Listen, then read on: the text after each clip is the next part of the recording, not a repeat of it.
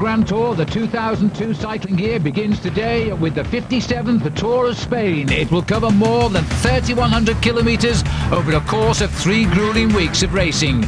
8 flat stages to serve as the battlefield for the legendary sprinter Eric Zabel. He'll clash with Mario Cipollini. 2 individual time trials featuring names like David Miller of Britain and Colombia's Santiago Botero. 4 high mountain finishes certain to be the proving ground for a wide open field of contenders. Ángel Casero, Roberto Heras, Óscar Sevilla and Joseba Beloki, to name only a few. But the first Golden Fleece will be awarded to today's strongest team as we begin with a 30-kilometre team time trial through Valencia. ON's coverage of the Grand Tours continues with the 57th Vuelta España, and that is up next.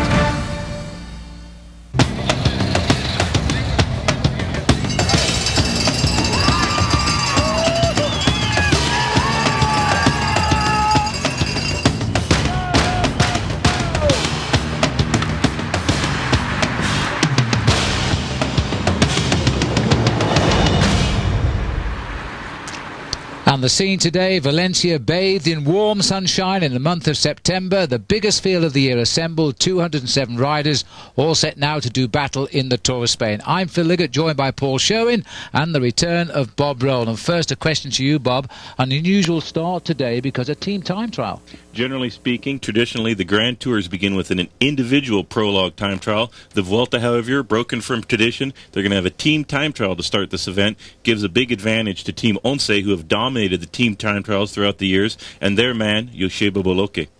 Well, there's just a couple of teams gone off down the road. We'll catch up with all of the action, but before we do, let's now join Paul Sherwin, who's going to take us on a quick journey around Spain. The 2002 Vuelta a España starts on the Mediterranean coast, the town of Valencia, where they have the first and opening stage. The first week of the race is reasonably flat, heading down towards the southern tip of the Spanish peninsula. The riders will all know the area around Murcia, but the biggest challenge comes on the 5th stage up to Sierra Nevada. The riders will then move inland away from Granada up to Jaén, and then back down to the coastal town of Malaga once more. But then, as they head back into the centre, they will be then facing a circuit race around Cordoba, followed by the Stage 10 individual time trial. Once again, moving up to the outskirts of Madrid, the riders face the first taste of the mountains. Then a small stage into Segovia before heading up to the Bay of Biscay and Santander. Along the coast up to Gijón, and then they go into the big mountain stages, the Alta de Anguilura, and a mountaintop finish in Avilés. A small transfer, and they're heading back down towards the mountains again, and the Estación de Colavilla, before then heading down into Avia, the walled city. The penultimate stage takes them to the Warner Brothers Park, and a final individual time trial on the last day into Madrid. Well, thank you, Paul. We're now looking at the first live pictures here. 5 teams are on the road. The 5th team about to start, Euskaltel, but we're seeing the arrival of the first team off.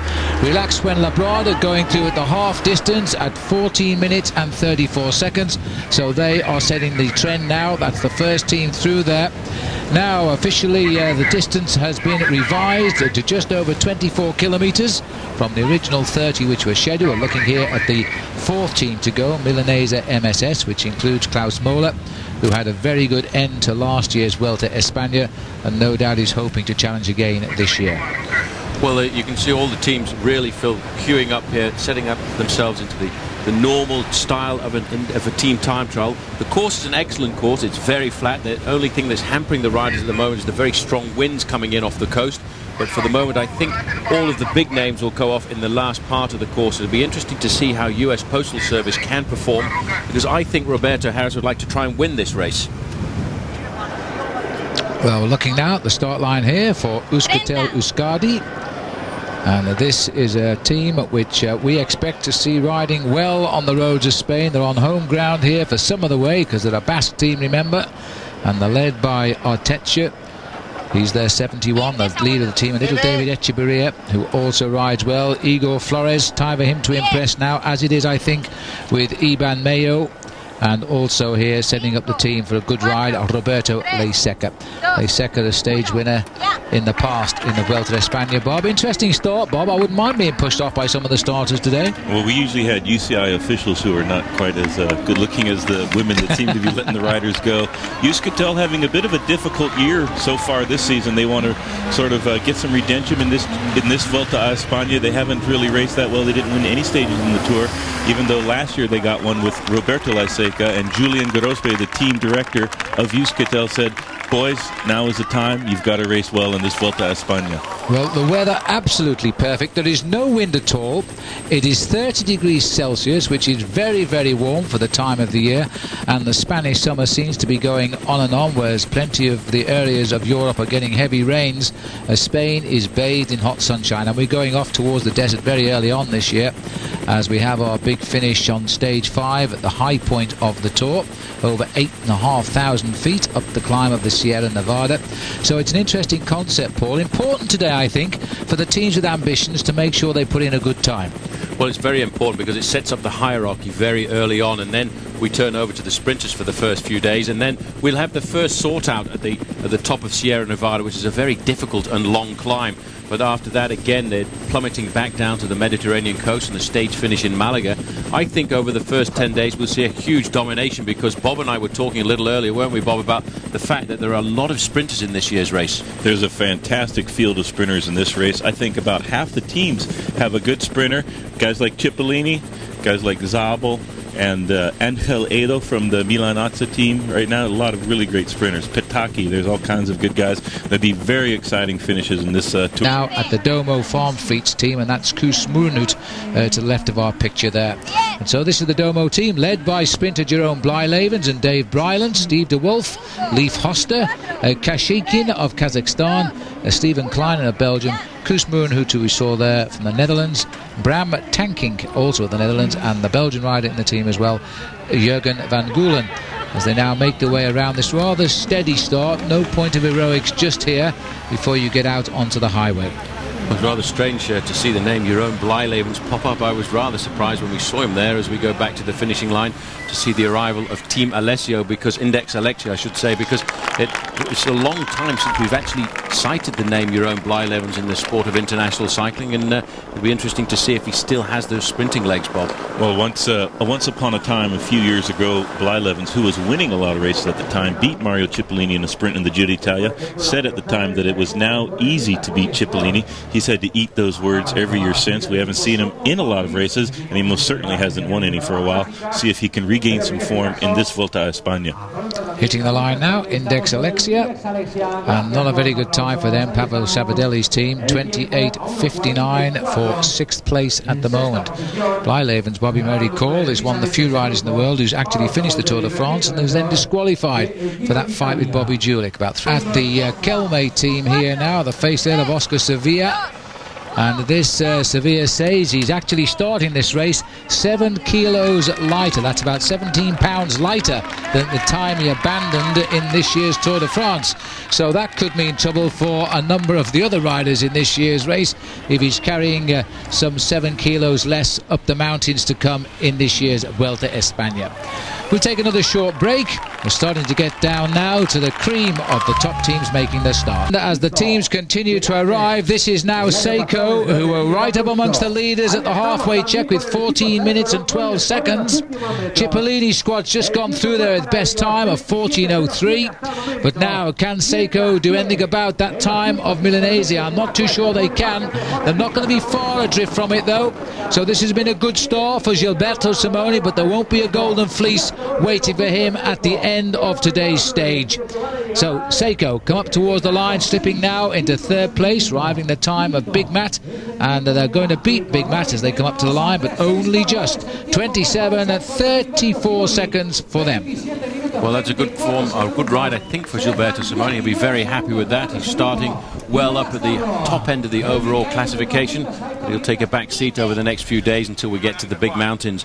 This is a team that has a Spanish leader, Manuel Garate, but also they've got 2 leaders, so they've got a 2-pronged attack here, because Pavel Tonkov, strangely enough, is the last listed rider in this team. And a man, I think, once again, one of the many riders who announced their retirement but he seems to have come back to some sort of form, Bob. He did a really good Giro d'Italia this year, winning the hardest stage at the top of the Passo Coe, and it's a very mountainous Vuelta a España. Gives him a good race, good format for him to get some final results before the season is over. He's had a great career as a stage racer in particular, and I'm sure he loves the profile of this Vuelta a España. And let's see how well the Lampre team can do in this very important team time trial. It's very difficult, though, to hold the form for 2 Grand Tours in a year like this, but the Kelme team have had to do that very many times over the past. And there is Miguel Indurain on the right-hand side, and I don't think he's been riding his bike too much, but still keeping himself involved with the sport of professional cycling. But I tell you one thing, when Miguel was racing, he was such a cool man when it came to the Tour de France. He was always on form and always enjoyed the individual time trials. Well, as we look here at the Kelme-Costa Blanca team, good news is the team survives after all the money problems it's had this year and will continue in the sport, and that is good news. But to pay and keep their superstars, they've reduced their team in size now, and so a few of the riders will be released, but the team will continue to be, I'm sure, a major factor in the world's major tours next year. So too will this team at Lampre Dakin, and as Paul has said, they've got Tonkov here, probably as the recognised team leader. But I think Juan Manuel Garate, who rode so well in the Giro d'Italia this year as well, is looking for the chance to jump into a high position. And for the sprints, of course, the return of Jan Zverada, who is not quite the man he used to be, but he's still sprinting. And this is now the arrival of Domo Farm Frites at 12.5 kilometres. Acqua Saponi, the team of Cipollini, still best time. This is not going to alter the fact here either, as they come through now just off the leaderboard in 4th place with 14 minutes and 9 seconds.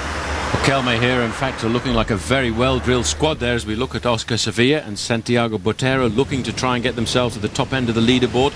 And over the last 5 team time trials we've had at the Vuelta a España, it has really been very much a Spanish affair. Going back to 1989, it was the very famous BH team who won there. In 89 it was Caja Rural, then it was Lotus, which was also the Festina team, because they raced as Lotus in Spain and Festina in the rest of Europe. In 1991 it was ONCE got themselves the win, and then in 1992, the last time we had a team time trial at the Vuelta a España, it was the Gatorade team of Gianni Bugno. But I have to say, Bob, looking at Kelme here, they really do give an impression of very high speed. Well, the Kelme team knows that they have to do a good time in this team time trial for Óscar Sevilla not to be too far behind probably the more stronger ONCE team in the team time. As the teams heading up the leaderboard at halfway have slowed a little bit, and the slow ones have gone quicker so far. Now, as far as we know, there is no wind blowing today. Officially there isn't, but of course once you're riding in formation you do feel that wind. There's the situation at the finishing line at the moment. Phonak pushed back by 4 seconds now by that very fine ride by Acqua Saponi. Now the US Postal Service team, Roberto Heras, a 1st and a 3rd in the history books already in the Tour of Spain for him. But I think, and Paul Showing thinks like me, this is the man to beat in this year's Tour. Well, they've got a great 1-2 in the squad as well, because don't forget, Jose Luis Rubiera is riding superbly towards the end of the season. There was Kayagard, who's re-signed with US Postal for next year, and Tony Cruz is in there as well. This is a team like Team ONCE, which invests an awful lot of time and money during the season to prepare for team time trials, and that may well pay today. But for them, they're going to have to do something very special if they're going to beat the next team to start, which will be the yellow-clad team of Team ONCE. So US Postal making the way out onto the course now. 24.5 kilometres it is, and they're looking for a good time here. I don't think they're worried too much if it's not the best time, but they want to rival the time of the Kelme team, because they have challenges long term in this year's Tour de France. A Tour of Spain, rather. We spent too much time on the roads this year. So the team now, as we come up to the line, 27.45. So it's still Mario Cipollini who will be crowned race leader if we go down to them as the winning team. Well, that is not going to be for too long, and I would say in about 26 minutes' time we will see this team post the fastest time. Team ONCE, the winners of the team time trial of the Tour de France this year, and a team who back in 1990 also took the team time trial at the Vuelta a España. Now you see how they're riding off nice and slowly.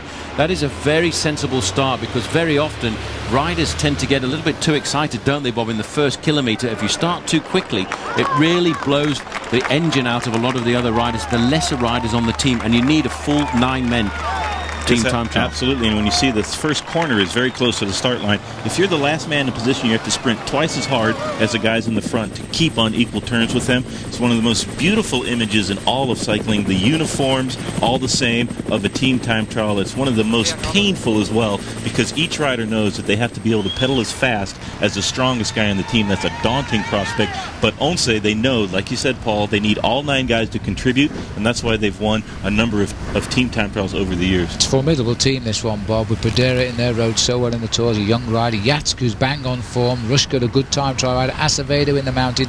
This team is a team to be feared this year, there's no doubt about it.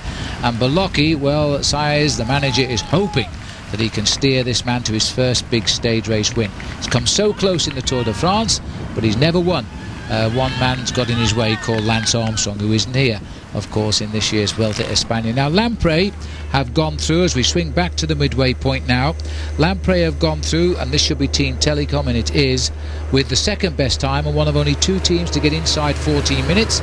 And it looks like we're now going to watch the third team to break the 14-minute barrier.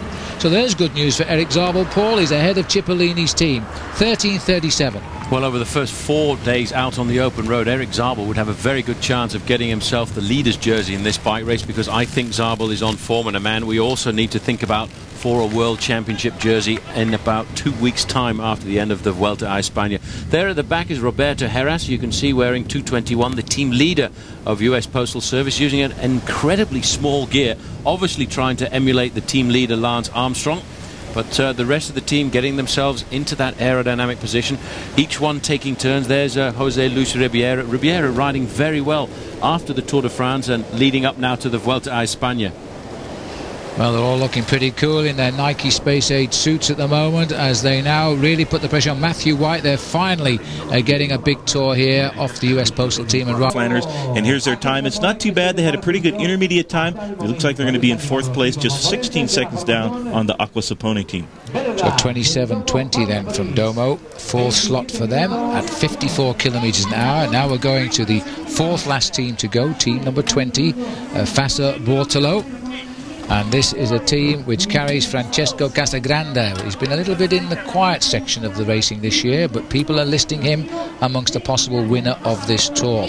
And if you're worried about where the sprinters department is, well, look no farther than Alessandro Patacchi, who is on form and has shown Eric Zabel a clean pair of wheels in the recent Tour of Holland. So Zabel is a little bit worried about the whereabouts of Patacchi. At least he will be tomorrow, and not so much so today. Telecom still heading towards the finish, a possible best time for them or Kelme when they get there, as Fassa Bortolo, they start their run around the 24.5 kilometre course. So we then will have only 3 teams left. That time in the mountains, which is very hard to do, but I think that at the end of the day, Sevilla will be very pleased with that time that Kelme did.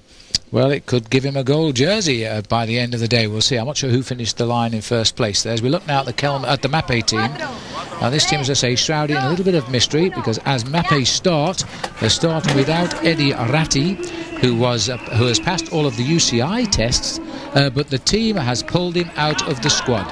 8 riders only starting, because they signed him in and now they've signed him out. Well, the rules are, if the rider is signed in the night before the race, you cannot be replaced after the 5 o'clock signing in time. So there's no chance they had of replacing him overnight. In the past, we have seen our fellow commentator Bob Roll replaced at the start of the Tour de France. But on that occasion, the stage that Bob crashed in wasn't an actual official stage of the Tour. So Nathan Dahlberg came in. Ratti's name is still up on the graphic there, but he has not been allowed to start, pulled out by his team, and that is a story that we shall follow over the next few days. As a few people, I think. US Postal conceding 11 seconds to their stars today at the moment, as they go through in 13:46. Well, there are just 2 teams left to start on the starting gate now, iBanesto.com and Team Coast, the team of last year's winner, Angel Luis Casero. And it'll be interesting to see just how he performs over the 3 weeks of the Vuelta a España. You get a chance here just to see that is Matty White there. This skin suit these riders are wearing, by the way, has been specifically designed to improve the aerodynamics. As we look at the intermediary point, Kelme with the fastest time, Team Telecom second, US Postal Service in 3rd place. Well, it couldn't be a better day out on the course, and I think the times at the finishing line are confirming that. They're all coming home in excess of 52 kilometres. You might not give it absolutely everything, but when the team depends on it, as iBernesto.com do here on every member of the team, it really puts a lot of pressure on the body first day. Every team rider does not want his leader to start at the deficit of a Grand Tour. They lost 39 seconds there to Kelme. Tonkov already 40 seconds behind Óscar Sevilla. That's something that you don't want to happen. That's why you see the team break apart so fast. 5 guys only finished with the Lamprey squad. As we get ready to watch the Benesso team start, they also need to do a great team time trial so that their rider, Juan Miguel Mercado, has a good chance to stay near Sevilla before we get to the mountains. Well, Mercado had a wonderful tour last year, best of the squad. He finished in 5th place, and it was a great performance. He was nearly 6 minutes in the end off the race winner, Casero, but he's a year older now, and he is very definitely no longer a secret weapon for iBernesto.com. So they want a good time for him today.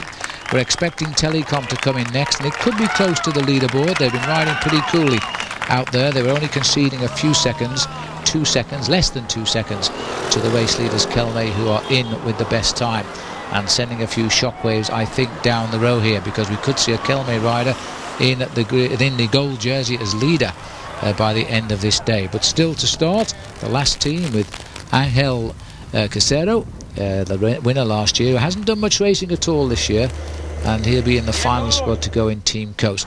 Very quickly into formation here, iBernesto.com, and they're a pretty solid team in the team time trial. Not quite as solid as this squad though. ONCE, who should be coming up now to the check, and just look at this. Kelme in 13:35, and ONCE, any combination of their camp, put them together in a team time trial formation, and this is the result. They're going to come through here with the best time. It's going to be close though, I'm not too sure, Paul. With about 10 seconds to go, it could well be just the best time. As we pull back and reveal the line, I hope for their sake, 13:32, Bob. Somebody in the back has got a problem, Bob. Somebody, in fact, has just gone off the back of the group there, and I think that may well be goodbye for him, because they will not wait in the second part of this course for anybody who has a physical problem, and that was definitely a physical problem there as we look at Joseba Beloki just sitting at the back of the group here. That, in fact, goes to show just how good a performance Team Kelme have actually put in so far, only being beaten by the ONCE squad by a mere 2 seconds as we go back to the finishing line, and Team Telecom looking to try and be the next best time in. Well, have they continued good progress, because they were 2 seconds only behind Kelme at the halfway point, and teams have tended to pick up speed over the closing kilometres. There's the time of Kelme. It's going to be very, very close. We are still talking perhaps 2 seconds, a question of which way. Big Ralph Aldag there doing his most best for Eric Zabel. I would expect to see Zabel try and take the lead across the line, and think perhaps of a golden jersey for a day or so. But as they come up to the line now, it is just slipped away, so it won't really matter. 26:39, the 3 second Mardo.com now. Well, iBernesto.com is still looking very well drilled. I think ONCE will have built on that advantage that they had at the halfway stage, because this is a very experienced team. They're looking a bit ragged right now, but that explains just why they have put in the fastest time, because this is, as Bob said, an excruciating discipline of the sport, a very difficult one when your legs are almost bursting for the full length of this 24.5 kilometre time trial test for the whole of the team here of ONCE. The next team to come up to the finishing line will be the team of Roberto Heras, US Postal Service. But as we go back out here, we get a chance to see who is putting in another good time here at half distance. And this is going to be Mappe Quickstep, and they are riding, let's not forget, with 8 riders after the withdrawal before the start of Eddie Ratti. He was pulled out by the... They've gone through as we now swing to the finishing line here for the arrival of US Postal. Very close to Coffidy's time by a single second at the halfway. Coffidy's in with the 3rd best time. As they now continue to come up to line. Remember, they want Heras over in first place. If they can get in there, it won't be a jersey, I don't think, because Kelme are going to take that, but it's going to be desperately close. In fact, this might be it on the line. 26:35. They've done it by a second. What a reversal. Unbelievable. This is why you have to invest a lot of time into the discipline of team time trialing. They improved over the second half. They went in just inside of Kelme there by just a mere second, and I have to say, Johan Brunel will be absolutely enthralled with that permission there. And I think, Bob, it looked as if it was Tony Cruz who went across the line in first place there. American Tony Cruz, a very fast sprinter, went across the line first. Now he is the leader of the Tour of Spain on the road right now, but ONCE is still to finish, and they are flying down. Riders, it is Serrano who's having difficulty hanging on to the back here. Just wishing the end of this time trial as fast as possible, because it looks as though he's just about on his limit right now. Well, in fact, he did very well to stay in contact, just going through that succession of curves just a few moments ago. There you can see the time to beat of US Postal Service, 26 minutes 35 seconds, as ONCE now go inside the final kilometre. It's going to be very close, but they should in fact be able to do it, because their time there was just 25:10, and at this speed they should cover the last kilometre in a time of 1:05. That would put them 5 seconds faster than US Postal on the line, if my calculations are correct. All right, well, sorry about the picture break up there. That's because of those nasty looking trees on our picture, but we're back out in the open space now as we watch Ibanesto briefly, because we've gone back to the finish to see the arrival now of the ONCE team as they course across the centre of the city of Valencia. Now there's the time of US Postal, 26:35, and there's no way now that ONCE isn't going to reach that and better it, because they've got plenty of time in hand here as they now sprint up towards the line. Remember, this really is the team to beat throughout this Vuelta España. They've got some good names on it this year, many of them having had the experience of the Tour de France and now have come here with a vengeance in the Tour of Spain. So ONCE pushing up against US Postal. They're going to better it, and they're going to give us a new leader in the Tour by the end of this day, I think, or the first leader even, as they come up to the line. ONCE are best time 26:21, 14 seconds quicker than US Postal. So as they go top of the leaderboard, there are now only 4 teams to come to the finishing line before we see who is the first leader of this year. This team has not had a great season. Many people said the team should have made the Tour de France. They didn't. And Alex Zula was going to ride for them, a former winner of the Tour of Spain. He's decided not to start. He is going to concentrate on preparing for the upcoming World Championships, where I would suspect he'll go more for the time trial than the road race, because that's a discipline he is very, very good at.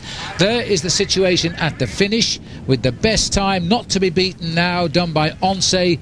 US Postal have again left an early mark on a Tour of Spain with a fine second place, and that will put right up amongst the leaders Antonio Cruz's best of the US Postal, because he was first across the line. 3 kilometres to go, Bob. Let's not forget Antonio Cruz, a very fast sprinter. We might see him indeed get into the gold leaders jersey of the Tour of Spain as the time bonuses for the flat stages come into play. Well, we've listed about 18 good sprinters in this race, so tomorrow I'm passing all of the final kilometre over to Bob Roll, because there's going to be so many riders fighting out for the bonuses with the chance of a golden jersey for a few days. Not just Mario Cipollini and Eric Zabel, we've got Jerome Blijlevens, Jans Verada, we've got Jeremy Hunt, Smetanine. There are so many of them, Pataki, you can go on, and I think we're going to see a terrific finish to the first stage of the Tour tomorrow. And live coverage, remember, it will continue on OLN now for the next 3 weeks, and I hope you'll enjoy following the fortunes of the riders. Tour champion Angel Casero, he wears number 1, he's right at the front at the moment, isn't going to pull off a golden jersey on day 1 for sure, but he won't worry too much, because he took it on day 23, I think it was, last year when he finally won the race in the time trial. So they crossed the line, only 8th best, 27 minutes dead for them. So the winners will be ONCE with 26:21. In second place, US Postal, 26 minutes and 35. And third place, little bit of a surprise, will be Kelme, 26 minutes and 36 seconds. So the team time trial is over, but our coverage certainly isn't, so stay around with us as we'll get lined up now for the presentations, and we'll just take a short break as you look now at the result of stage 1 of this year's Hauler. Back to the podium then. Here they are, Paul, and the men in yellow, a familiar position at the end of a team time trial for ONCE. And for Joseba Beloki, life can only get better. Well, it can only get better. All has been worked out completely to script so far. But let's not forget, last year, Joseba Beloki just blew apart in the mountains. It is so difficult to ride for 2 Grand Tours and stay at the top form for such a long period of time. The team set him up perfectly, and I would think he'll be very happy at getting the first Mayo Amarillo. There he is. He looks ecstatic at the fact that the team has won, and the team, I would have to say, Bob, put in a superb performance. As soon as we saw them out on the course, they looked as if they were fast. Yes, they were going right from the start, right into line, and they did a great job. One thing you see in team time trials is the teams that have a GC contender somehow are able to put the most effort into the team time trial and come out at the top. Postal, second place. Kelme in third place. All of those teams having a GC contender. Postal, obviously, Roberto Heras, and Kelme, our man, Óscar Sevilla. So it's going to be a great Vuelta a España this year. But Team ONCE, the team of the day, giving it over to Joseba Beloki. He came across the line first, and I think we'll see him get the first leader's jersey of this Vuelta a España, the golden fleece. There he is, and in fact he wore it for 3 days last year in the Vuelta a España. The riders say goodbye to Valencia, the first big day of road racing after that record-breaking average speed for a team time trial in a Grand Tour yesterday. And the big loser indeed was Gilberto Simoni, because his Seiko team conceded 1 minute and 15 seconds to the race-winning ONCE squad. And that's a lot, Paul. It's an awful lot of time to lose, but Gilberto Simoni actually said afterwards that he felt that the team had finished roughly where he expected them to do. But I think he will climb a lot closer towards the top of the overall standings when this race gets up to Madrid. I do think, though, that it is going to be a Spanish battle, and we always expected that to be so. And once again, Team ONCE came out and proved that they were one of the top teams in the world at the discipline of team time trialing. They also put a lot of pressure onto the shoulders of the team, because Joseba Beloki, you can see right in the middle there, already taking the yellow jersey on the very first day. But another team who rode very well is not necessarily a Spanish team, but got some very strong Spanish speakers in there, US Postal Service. And Roberto Heras' team just losing 14 seconds, Phil, I think they'll be exceptionally happy with that, because Heras wants to keep as close as possible as he can to the ONCE squad, and they did that yesterday. Right, now Bob Roll, it's not really a sprinter stage today. There's quite a big climb in the middle of the course. There's a Category 1 climb towards the start of the race, also a Category 3 time as they get Category 3 climb as they get closer to the finish. But I don't think that the course is hard enough to break up this race, because we have 3 very strong teams totally dedicated to the chances of their sprinter. Team Telecom for Eric Zabel, Mappe for Oscar Freire, and Aqua Saponi for Mario Super Mario Speedwagon Cipollini. I think we're going to see a clash of the titans as the sprinters get to the line together. Big field sprint today. We'll see which one came out on top. Yesterday it was the Argonauts of ONCE that delivered the golden fleece to Joseba Beloki. Today I think we'll see the big man of the peloton, the linebackers, the sprinters come to the fore. All right. Well, with no bonuses on the Tour of Spain, as was the case last year, of course, you have to earn every second on the race route. Just take us through briefly the race route today, Paul. Well, I'll tell you one thing, Phil. I think the thing that's really going to dominate the race today is the temperature, because it's up around 35 degrees centigrade, 95 degrees Fahrenheit. It's a 144-kilometre ride, just slightly away from the Mediterranean, and they go through the finishing town of Alcoy with 27 kilometres to go, and there's rather a tough climb on that circuit. And we're now looking at live pictures on an absolute scorching day in Spain. The temperature set to soar well into the mid-90s Fahrenheit today.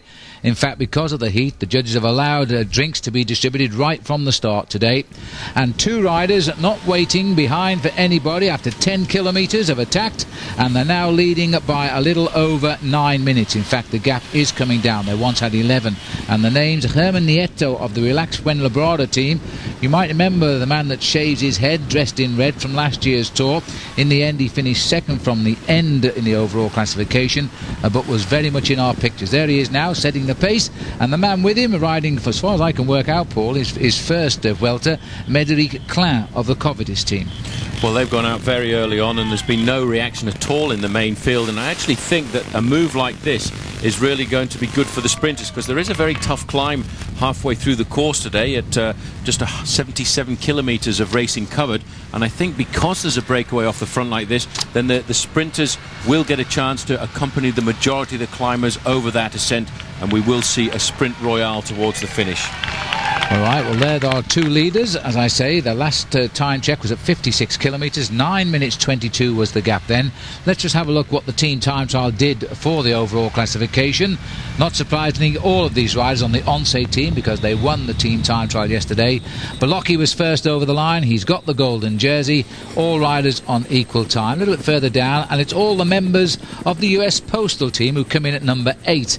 They're 14 seconds back. And looking further down, once we see the end of the US Postal, they make the top 15 riders overall. And yesterday, the one ONCE rider not finishing with the team was indeed Jan Ruska, and so he's dropped into the middle of the overall lead in that competition. There's the latest time check, 9:22. It's hovering around the 10-minute mark, starting to move up again, it appears, as they now go what is a beautiful part of Alicante region of Spain here. We're on the eastern side, remember, and only a couple of days away from a pretty sharp climb up over the Sierra Nevada. But today, Bob, we're not very far away now from the Alto de Portillo. Well, the riders in the breakaway now are on the lower slopes of the Category 1 climb. It'll give us a good chance to look at this climb, see what the sprinters are going to face later on. There's a good graphic of it. Cabeza de la Carrera, that's the head of the bike race, and that's our two breakaway companions around 9 minutes ahead. We'll get a chance to see this whole climb as these guys go up and see what the sprinters are going to face. Well, this is a 5 miles climb, which will take the riders up to 2,500 feet. Well, the first part of the climb is actually a fairly steady climb. It averages out around about 11%. There's a slight decline halfway up, which gives the riders a bit of respite, and then it kicks up again, and it's really quite difficult towards the summit. It peaks out at 770 meters, but very often, Bob, it's the case, isn't it, with the Spanish climbs? They're never really quite as steep as the Tour de France climbs, but they do go on for an awful long time. That is a tradition in Spanish climbing, and this way they've built the roads on here, and the shape of the mountains as well. They're a lot more gradual, but quite a bit longer. You can see now that there's no shade at all for these two riders in the breakaway. It'll be quite hot on this climb for the peloton. Actually, it looks quite a tough climb here at the start, as we see Klein. He's a third-year professional, this man, for Cofidis. He joined the team last year. He's never won a race, but he's certainly featuring well today. The pair getting together right out at the start. A lot of the riders, including Óscar Sevilla, has said that they didn't think this was necessarily a stage for the sprinters. But the way it's going, Bob, two riders being the carrots, I think it possibly will run out that way now. Well, there won't be a chase or a lot of attacking in the peloton probably, but this looks like quite a really hard climb for these two riders, and the peloton will be facing the same thing. But it probably regroup on the run into the finish town. It's still a ways out from the finish, about the halfway point of the race course, so I think it will come back together. We'll have to see how hard the next climb is, which is only measured as a Category 3, but you never know. This is going to catch, I think, the peloton by a little bit of a surprise. Well, it's 77 kilometers covered when the riders get to the top of this climb, and these two guys, having attacked after just 11 kilometers of racing, now really are starting to feel the pain in their legs. The man who's doing the best job there on the front is Médéric Klein, the Cofidis rider, and I think by the fact that in fact Nieto has taken all of the hotspot sprints out on the course so far today, I think we will see the young Frenchman going over the top of this climb in first place. And there is the main field now, and although I don't think they will attack on this climb, there's an awful angry pace starting to appear, because you can see as they go back over each other there, you can see the cars underneath there, and I do think that they will pick the pace up until they get to the bottom of this climb, because they will know exactly how difficult it is at the bottom part of the climb, and that's when you can always have accidents. And I'm sure we'll see the yellow jerseys of Joseba Beloki's ONCE team coming to the front. And watch out for this man, because not too far away from the red guard on the front there will be Gilberto Simoni, who has said quite consistently this morning that he wants to win this Vuelta a España, and he's still smarting a little bit because of the problem that he had during the Giro d'Italia earlier this year. Now there's an incident at the back here. This looks like Javier Jean, the rider from the Big Matt Aubert team. And in fact, Nieto having problems in the leading group of miles, and already they've sliced into that lead of the two men up front, and they've brought it down to just on 8 minutes at the start of the climb. Right in the middle there, Joseba Beloki with a teammate up alongside him to pace him at the front end of the main field. And the pink jersey there just on his shoulder, in fact, was Eric Zabel, who was looking for to open up his account here at the Vuelta a España. These climbs in Spain are very difficult at this time of the year, because let's not forget, men like Eric Zabel have been racing since almost the month of January. These are the two leaders right now. At one stage they had an advantage of 11 minutes and 4 seconds, and that has been slashed now to inside of 7 minutes, so It just goes to show how much the race can get, and this is why you have to ride at the front. One or two riders have actually, this has happened because one or two riders have actually shifted their gears, and somebody's chain has probably come off, and this is why the big leaders always want to ride at the front, isn't it, Bob? Even on these small climbs, which may not decide the result overall, but it really does cause an awful lot of nervous tension. Well, also when you have a peloton, we started with 206 riders, that's a huge group of guys, and if you're in the middle of that and you start to lose time, there's big gaps that open up, and you have to use that much more energy to catch back up to the front. You saw Beloki right at the front of the bike race. That's an astute move, and that's why ONCE can get into the jersey in the start of these big stage races all the time. They're very astute, they're well coached, they're always there right where they need to be. And there they are, right on the front at the moment. ONCE commanding the field. And, well, Sheba's setting himself a huge target here to try and lead this race from start to finish. I'm not sure he can do that. Looks as though we've got Dave Brylands off to the right there in the Domo colours. Now, he is a very good climber, Paul, and a rider I still fear we haven't seen the best of yet. Well, I think he's a rider who can ride high in the overall classification. He's obviously also thinking forward to the World Championships in Zolder. There is Óscar Sevilla on the right-hand side as well, and a remarkable 7 kilos lighter than he was at the Tour de France. And that probably has something to do with the digestive problems that he was having. And another man who looks very slim here at the Vuelta a España is, in fact, David Miller, who is also claiming that he's lost weight since the end of the Tour de France. And I think we'll see David come out of the pack on one particular stage, because I have a feeling he's not maybe looking at a high overall standing, but trying to get himself as many stage wins as possible. I don't know. I think Dave wants a top 10 finish this year, and his team are saying he can make the top 5. But you can never tell with David Miller. We have to wait and see what happens. As a rider, you can't really predict his future. And I don't think he's quite sure himself what he's going to do until he gets out there on the bike. Back up to the leaders now. It looks as though they've come together again. And Nieto at the back. On that finishing loop, and that may well be when we'll see one or two riders disappearing from the front group. I do think right now that a lot of the big sprinters like Cipollini and Erik Zabel should be able to get themselves back up to the front end of the main field on the descent of this very difficult climb. And although it was only rated at 11%, it looks an awful lot steeper than that to me, Bob. It looks very steep. A lot of switchbacks. I would not like to have looked at the graphic and then be presented with this. There's Danilo De Luca right in the front of the bike race there for the Team Saeco. Simone's teammate guarding the front there, and Francesco Casagrande on the far left-hand side of the road, the right side of our screen. And there's Savoldelli towards the back end of the field, it looks like. Well, he is, because he's riding alongside your own Blijlevens there. Well, you know, Paul, there was a rumour he wasn't going to start the race. He said he wasn't. He was feeling ill, and to be in this position on the first climb, he looks to be as though he could well be leaving us here very early on indeed. Well, 107 there is Ivan Quaranta, and maybe he's decided that he's going to ride the Vuelta a España to look after the sprinter and try and get Ivan Quaranta a stage victory. But it's amazing that this man, who is one of the fastest men in the world on a flat stage, is really in severe difficulty on any slope in Europe. Yes, you're absolutely right. He hates the climbs. Every year we see this man race, we seem to spend a lot of time behind the bunch watching his teammates trying to get him back into it. Anyway, at the front they're looking very solid here with Francesco Casagrande and the golden jersey of Beloki on the front. The gap the last time to the World Championships, and of course thinking forward to next year as well, because there is Quaranta on the left-hand side there, and in fact Paolo Savoldelli leaving this team next year to sign up alongside Jan Ullrich, who has been offered a new contract by Team Telecom. Not the same price, though. I'm sure it's on a discount lot at the moment. Now then, Bob, it's an indication as to who the strong men are, and as far as we can see, we've not lost apart from Savoldelli. Just wondering if Mario Cipollini is surviving in this front group, because if he is, he will be a man looking for his first ever Vuelta stage win by the end of the day. One would expect to see Erik Zabel here, because Zabel on these sort of climbs is quite a good climber. And Oscar Freire as well. Yeah. Freire as well. Yeah. Very well-rounded sprinters. Mario maybe a bit pure speed compared to Zabel and Freire, but he should be able to stay in the front group on this climb. They're not racing flat out at the front, and the sprinter should be able to come back. We saw some groups off the back, but Cipollini seemed to be well placed at the back of the front group there.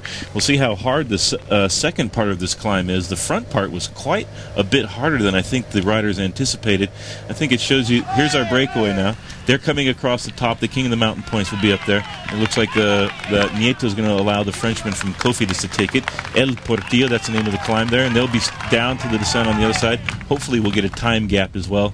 The Vuelta a España is really a climber stage race. We have a category climb the first day out on the open roads of the race, and it gives all the advantage to the climber guys. You have to be able to climb well to win this particular Grand Tour as compared to the other two, which is more of a all-arounders type of course. Savidelli and Armstrong winning the Giro and the Tour de France this year. Well, being a first category climb, that's 16 points for Klein. So these two riders, Paul, have got themselves little presentations to await at the finish line today. It looks as though Klein might be our first leader in the King of the Mountains competition. There you can see the peloton showing a few tired legs as the season rolls to a close, I think. Huge splits in the bunch. They should regroup, but now we're away from the flatlands of the first 50 kilometres. We're now going into the undulations, which will take us to a little uphill finish. He has the form, and surprisingly, Eric Szabo didn't seem too worried by the fact that he'd lost his big lead-out man, Fagnini, almost on the 11th hour of the start of the race. He just said he's very confident his team can do all that's required to help him build on his 18 wins this season. He won 29 races last year, so he must be going off the ball, Paul. Well, I wouldn't mind going off the ball and having a number of victories like that under my belt, but Mario Cipollini, on the other hand, does have Giovanni Lombardi. These guys seem to have been riding uphill for an awful long time here through the finishing town of Alcoy, and they're not too far away from the finishing line right now, and I think by the time they get the next time check, we'll be looking at a deficit for the main field of around about 2.5 minutes, because, Bob, just looking at these two guys, you can see now the pain of having been at the front of this bike race for almost 100 kilometers. You can see the fatigue in the legs creeping in there, lactic acid replacing the oxygen that you start with. These guys are really struggling. They're holding on, though. They've done a great ride to stay out in front of this bike race for this long.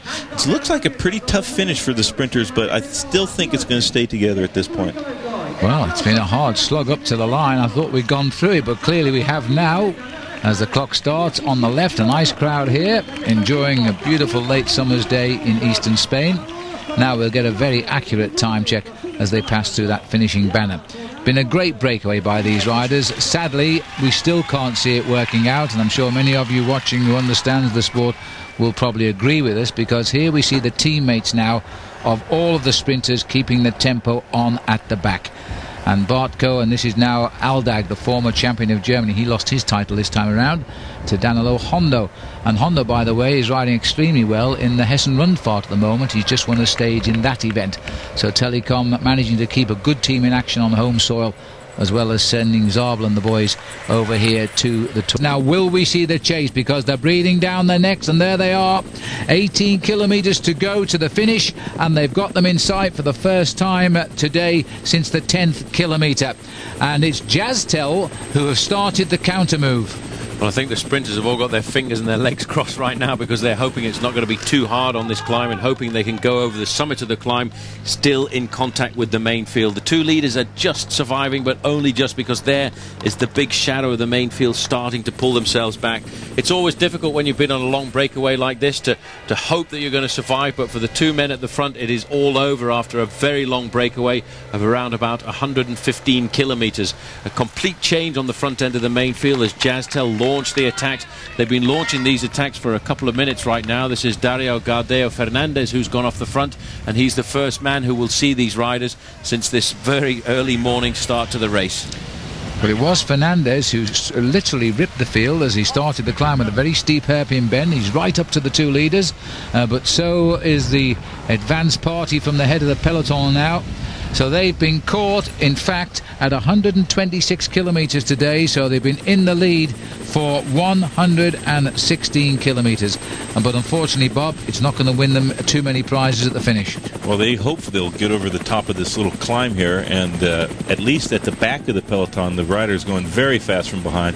Two breakaway guys are dead tired right now, but if they can get a little bit of a rest, they won't lose too much time before the finish. But you can see Angel Nieto coming through the peloton like a ton of bricks now. So hopefully he'll be able to stay on the back and then get down to the finish line. But yes, their chances are over for today, and it looks like it's going to go over to the sprinters. The whole group is still contained. We'll see how much further this climb is and how difficult it becomes.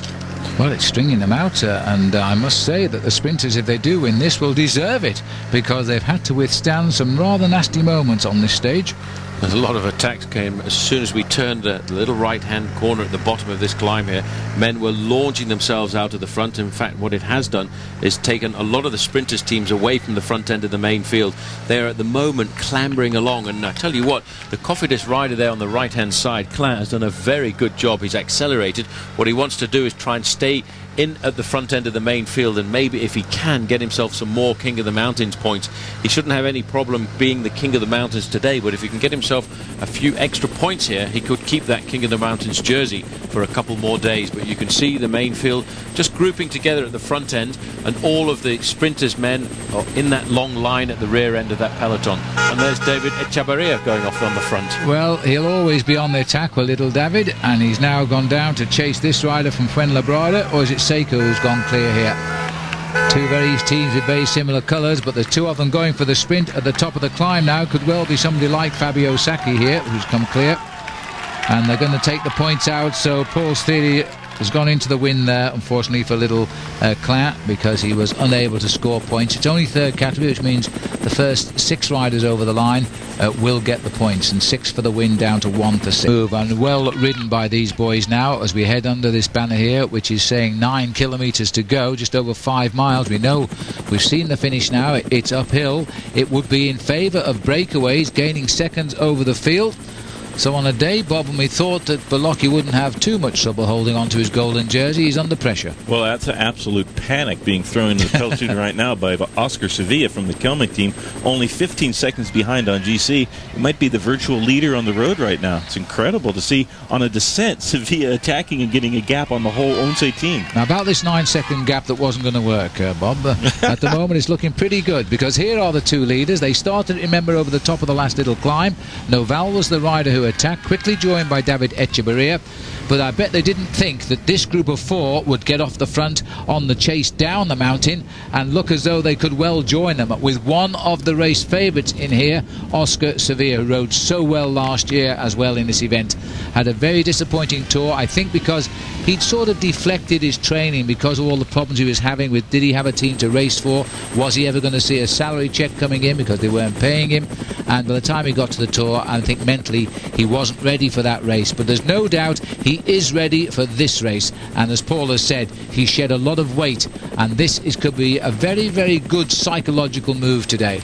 Well, it wasn't an ideal preparation for him for the Tour de France, because the debate was right up until about 15 days to go whether or not his team would continue to finish the season, and there were negotiations going on, and one of the big teams looking to try and sign him up was Team Telecom. These are the two leaders right now. They're just holding on to a slight advantage over the chasing group of 4. Óscar Sevilla will not get any help at all there from the man in second place, Jose Acevedo. He's the ONCE rider who obviously has been sent up there as the policeman to try and slow down the success of this breakaway. But I can see a situation right now, Bob, where the whole of this race comes together in the last 3 or 4 kilometres. 7 seconds to Sevilla and 13 seconds to the main field. This is an incredibly long descent all the way to the finish in Alcoy, and it's strategically a point where a small group could get a bit of an advantage. But I think as we get down to the highways towards town, Phil, as we get closer to the finish line, conceded defeat, but he hasn't. No, I think they will see a big regroupment. If anybody else had broken away besides Óscar Sevilla, I think they would have stand a bit of a better chance. But now that ONCE is chasing at the front of the peloton flat out, we're going to see a very exciting finale here. I think you're absolutely right. We're certainly not going to see too much indication as to who's going to win the Tour of Spain 3 weeks away in Madrid, but this is a very, very cheeky move by Óscar Sevilla in a chase group of 4 as we now pass under another one of the banners here, and it says 6 kilometres to go for the 2 leaders. Well, we'll have to fit in one more very short commercial break and then rejoin us at ONCE's hotel. Could be switching camps. Well, that's a very cheeky move by Óscar Sevilla, which is why you have to be alert on every stage of a Vuelta a España or a Tour de France or a Giro d'Italia. And that is the clever move. It's the kind of move we've seen a man like Gilberto Simoni making in the Giro d'Italia. And you can see at the front end of the main field, it is absolute pressure now as small groups are forcing themselves off the front of the main field because of the pressure of the chase after Óscar Sevilla, who will not have any friends at all in this group, Phil. Nobody is helping him to try and consolidate his advantage, because they now realise that he has got a chance of taking the new jersey. And the front, though, it's the guard of Mario Cipollini coming forward right now. They're going to go through all kinds of hell to try and pull back this breakaway. As we go under 3 kilometers to go to the finish line, we get a chance to see whether or not Mario Cipollini and Erik Zabel's men can pull this race back together in the final few kilometers. This is a dour struggle now by these riders, and I think they may have made the move of the race out there coming across to this group, and a brave move it was certainly at the time. But just look now, Cipollini must be feeling good to send his teammates to the front. They are at 3 kilometers to go, Bob. It's not many seconds have ticked by since the 6 leaders went through that bridge. Well, that's Mario Cipollini, who's a fair climber himself, but Óscar Sevilla is putting in a very impressive ride. He must have great form right now. If he can hold this peloton off to the finish, that would be a real surprise, and ONCE will have to take a huge notice of that. Also, Roberto Heras of the Postal team, Sevilla is flying. Well, Chile is also flying pretty well here now as Benesto are launching an attack, and there's plenty of men looking to shadow him too. Looks like Óscar Botero has hooked up as well, so he's playing policeman here in defence of Sevilla. The ONCE are putting the riders into the mix as well, and all of a sudden gone are the teammates of Mario Cipollini. This is not a race for the sprinters anymore now, it's a race to save time. Well, serious panic at the front end of the main field. Santiago Botero not firing on all cylinders yesterday in the team time trial, but today doing the job of the lieutenant of Óscar Sevilla, who is just off the front there. The main field can almost reach out and touch, but on a run into the finish like this, it is so very difficult to close down the last 40 or 50 meters. There is Joseba Beloki very close to the front. Another move coming across the front here from ibenesto.com.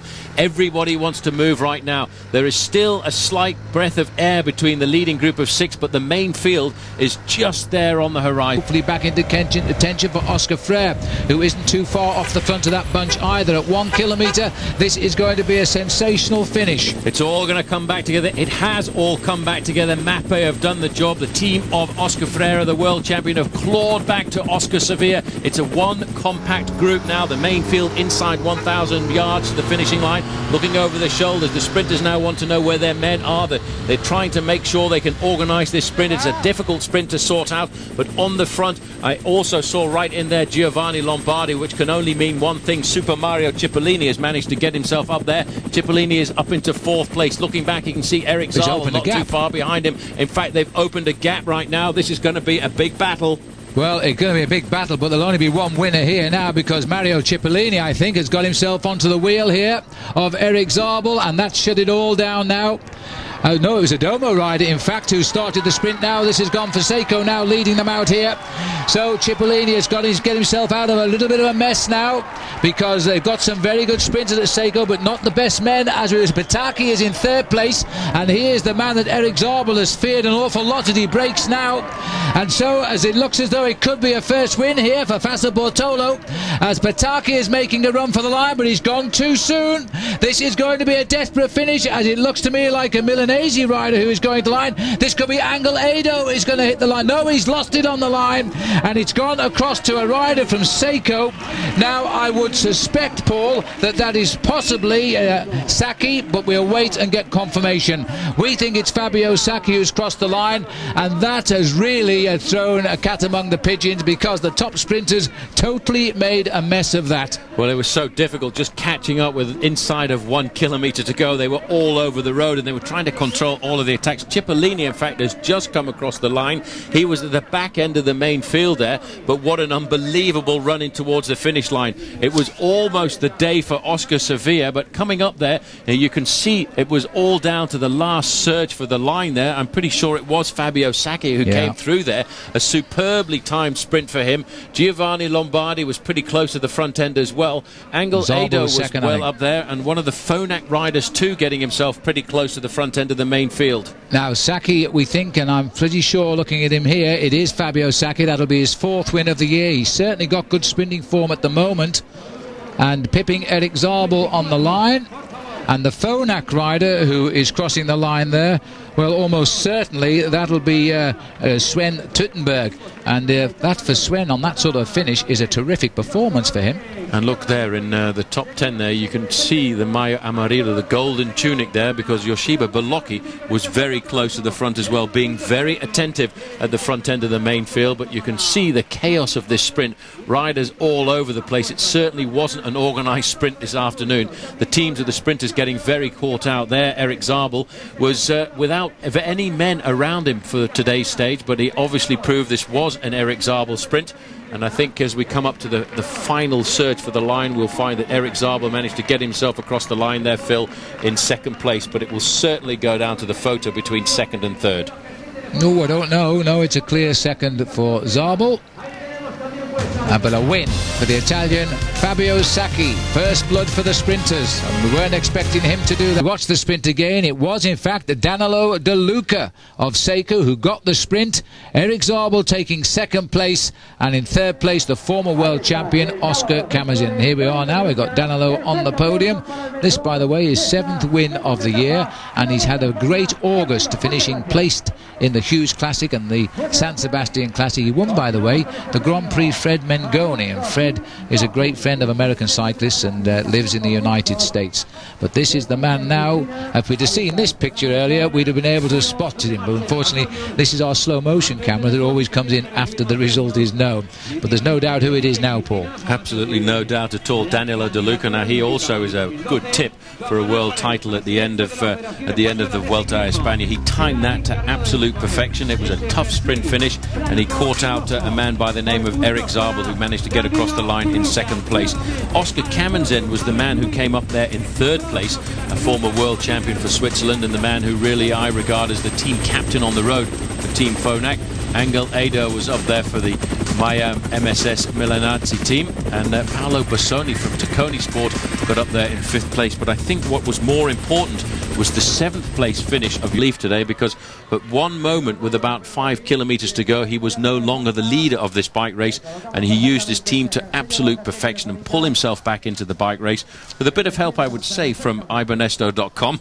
And he's having a bit of trouble there, Phil, putting the golden tunic over his shoulders. But Joseba Beloki still the leader of the Vuelta. Goodbye to the Clasificación General. Let's have a look at inland to Merce, bridge of the Tour of Spain. We're now on stage number 4, and by the time the riders return to the ocean today, they're going to find it rather hot, and forecast temperature of 97 degrees Fahrenheit for the 203 survivors of this year's Tour. I'm Phil Liggett, joined of course by Bob Roll and Paul Sherwin. Bob, yesterday was a great day for the sprinters, and a great day for one man in particular. Mario Cipollini, a man we've seen time and time again bolt out of the pack after a perfect lead out from his team. Yeah. Aqua Saponi won a stage, his first ever in the Vuelta a España, and I think that will please him a lot. Now he's won stages in all 3 Grand Tours. It took a long time for him to get this one. After 4 tries, he's finally got a stage in the Vuelta a España. Most teams in cycling today aspire to 2-pronged attack, GC and stage wins, but Aqua Saponi, Cipollini's team, they are dedicated to one purpose only, and that's getting Mario Cipollini as close to the line as possible. His teammate Giovanni Lombardi hand-delivered him to the line. No one could come around. No. I think we might see some more of that today, as it's a flat stage, but Cipollini back on top of the podium where he loves to be. Well, there's no doubt he's done something he's never done before. That's win a stage of the Tour of Spain, so he really has a very complete victory list in the big tours now. But today, you know, it's the calm before the storm, because there are 2 big mountain stages looming on the horizon. But today, Paul, might be another Cipollini win. Well, it could be. You know, in fact, he was saying at the start this morning that he's got the same legs that he had at the Giro d'Italia just 3 months ago, and he's looking for another stage win before we get to the big mountains.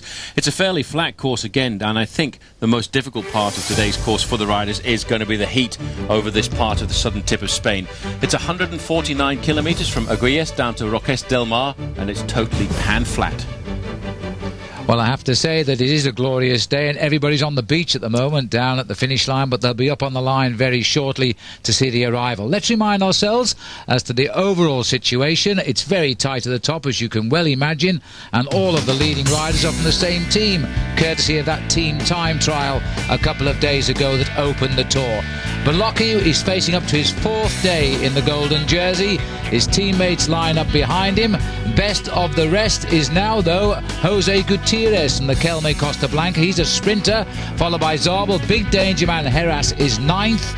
14 seconds back, the leader of US Postal, and further down he's got his teammates behind him as well in Jose Rubiera, and Santiago Botero had a flat tire yesterday. He's 13th, completing the top 15. Juan de Los Angeles. Let's go to the action.